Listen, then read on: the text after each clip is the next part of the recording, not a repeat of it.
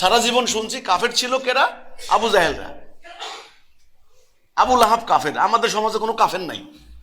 এখন শুনলাম যে এই জাতি বহু আগেই কাফের হয়ে গেছে। নবী করিম সাল্লাল্লাহু আলাইহি সাল্লাম যখন মক্কায় তিনি যখন নবী হলেন, তিনি কি আগে নামাজের দাওয়াত দিছেন না কলেমার ইমানের দাওয়াত দিছেন? উনি প্রশ্ন করছেন আমাদের। তা আমরা তো এতটুকু স্বাভাবিক তো পড়াশোনা ছিল, আমরা বললাম যে না, উনি তো ইমানের দাওয়াত দিছেন।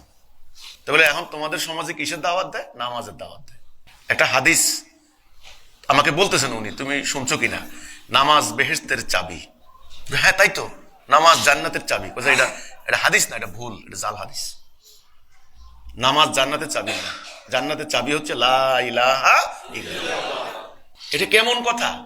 ইমান নাই। গতকালকে আমার কাছে এক ভদ্রলোক আসছেন, উনি ডক্টরেট ডিগ্রি, উনি এক খুব উচ্চ শিক্ষিত একজন ভদ্রলোক, বিশ্ববিদ্যালয়ের একজন। প্রায় 1 ঘন্টা আমার সাথে কথা হলো। আমাকে বলতেছেন যে আপনি কি হজ করছেন? আমি না, আমি কোনো হজ করি। হ্যাঁ, হজ করলেন না, তাহলে আপনি কি করলেন? আমি 10 বার হজ করছি। সঙ্গে সঙ্গে আমি বললাম মক্কার কাফেররা তো এরকম হজ করতো। চেহারাটা কালো হয়ে গেল। তাই আপনি আমাকে কি মনে করছেন? আমি কি আপনাকে মনে করছি আপনার ইমান নাই? বুঝলাম না। কেন বুঝলেন না? আপনারা আল্লাহকে বিশ্বাস করেন। আল্লাহকে যে বিশ্বাস, আল্লাহ একজন আছে, এই বিশ্ব ব্রহ্মাণ্ড একজন সৃষ্টি করছেন আল্লাহ, এই বিশ্বাসটাকে ইবলিস করে না? খ্রিস্টানে করে না? হিন্দু করে না? ভগবান আছে। এই বিশ্বাস করা কি কলেমার দাবি? কলেমার মধ্যে কথা কি ছিল? লা ইলাহা ইল্লাল্লাহ। লা মানি মানি না, আগে আপনাকে অস্বীকার করতে হবে কিছু। সেটা কি? লা ইলাহ, মানি না কোনো ইলাহ, ইল্লাল্লাহ, তারপরে ইল্লাল্লাহ, আল্লাহ, আল্লাহ ব্যতীত। তাহলে আল্লাহ একজন আছে, এক আল্লাহ। ব্যাপারটা তা তো না, এটা তো সবাই বিশ্বাস করে। কলেমা তাওহীদের মধ্যে তো দাবি এটা নয়। নবী করিম সাল্লাল্লাহু আলাইহি সাল্লাম যখন যেই সমাজে আবির্ভূত হয়েছেন, এই যে আমি বললাম না একটু আগে ভদ্রলোকরে উল্লেখ করে, ইতিহাস না জানলে তো আলোচনা করা মুশকিল। ইতিহাস একটু জানতে হবে। আপনার ফ্যামিলির ইতিহাস যদি আপনি না জানেন, তাহলে ফ্যামিলি এই জন্য দাদা দাদি করে কি, অতীতের ইতিহাস বলে বাচ্চাদের কানে কানে। ইতিহাস গুরুত্বপূর্ণ জিনিস।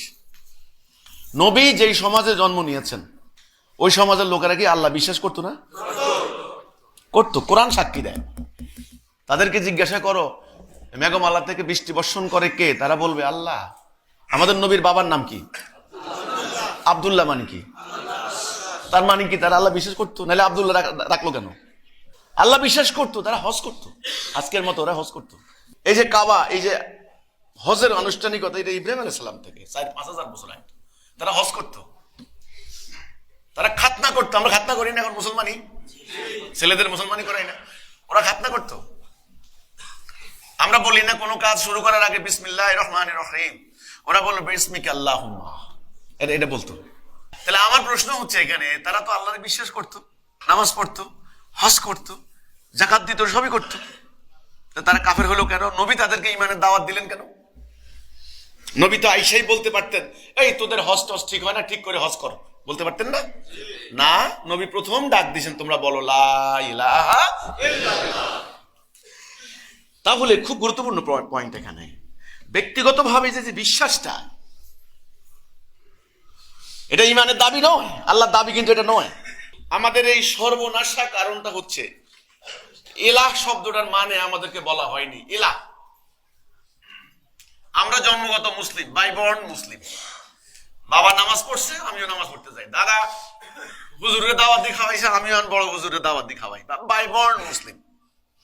আমাদেরকে কেউ কলেমার তাৎপর্য বলে নাই, ইমানের তাৎপর্য বলে নাই। কিন্তু ইসলামে প্রবেশের আগে ইমান।